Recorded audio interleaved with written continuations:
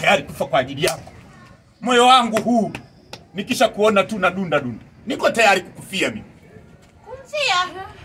Kumfia? Unajua? Wewe baba. Nimelima tangawizi. Uko tayari kumfia huyu wewe? Yesu tu ndo aliyeweza kuwafia watu na dhambi zao. Wewe uko tayari kumfia huyu mwanamke? Bada kila siku tamuoa nani? Mbona kila siku nawaambia hiyo kauli wa mama, wajane, mabinti. Binti yangu sikiliza, wanaoweza kufa kwa ajili ya mtu ni Yesu na wanajeshi ikitokea. Bwana bibi. Kwa binti ya samani namalizia. Binti yangu, makanisani kuna vijana wengi sana. Jitahidi sana kwenda hawa wakukufia hawa. Ni Yesu tu ndo alikufa kwa ajili ya mtu. Nina muda nakufuata. Wewe unafikiri mimi nakudanganya basi? Najua binti yangu jiongeze mtego huo binti yangu.